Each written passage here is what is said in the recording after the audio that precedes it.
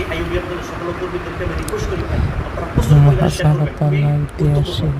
সাধারণ ভোটার প্রায় জনগণ এবং যাদের উচ্ছেদ হয়েছে, যাদের ঘর নদী ভাঙ্গা নিছে, তাদের মনে একটা প্রশ্ন যাচ্ছে, আমার কমেন্টও করেন জাহাঙ্গীর ভাই তুমি এত ফটর ফটর করো, এই উচ্ছেদের সময়, নদী ভাঙ্গার সময়, সমস্যার সময় মৌলানা বদরুদ্দিন আজমল সাহেব কোথায়, ওনাকে দেখা যাইতেছে না। অনেকে ভুল বুঝতেছে যে এই দুঃখের সময় হুজুর নাই, তাদের জন্য ভিডিওটা। তাহলে কথাটা মনোযোগ দিয়ে শুনেন, কারণ সবাই তো আর মোবাইল ইউজ করে না, চর অঞ্চলের মানুষ মোবাইল ইউজ করে না, তারা ভুল বুঝতেছে।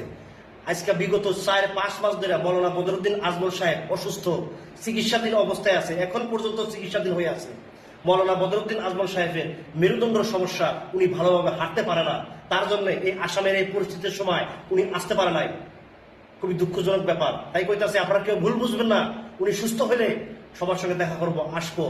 এই ভিডিওটা আমি প্রচুর পরিমাণে শেয়ার করবেন, কারণ অনেকেই মৌলানা বদরুদ্দিন আজমল সাহেবকে ভুল বুঝতে আছে যে হুজুর আসলো না, এত উচ্ছেদ করলো, নদী ভেঙে নিল, এসব। দেখেন পঞ্চায়েত নির্বাচন হলো, তবুও কিন্তু হুজুর আসতে পারে নাই।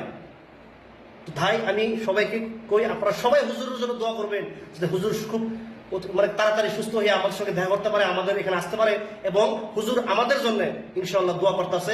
এবং এই ভিডিওটা আমার দলীয় কর্মী ভাই যারা আছেন শেয়ার করে সবার কাছে পৌঁছে দেবেন, কারণ অনেকে হুজুরকে ভুল বুঝতে আছে। ধন্যবাদ।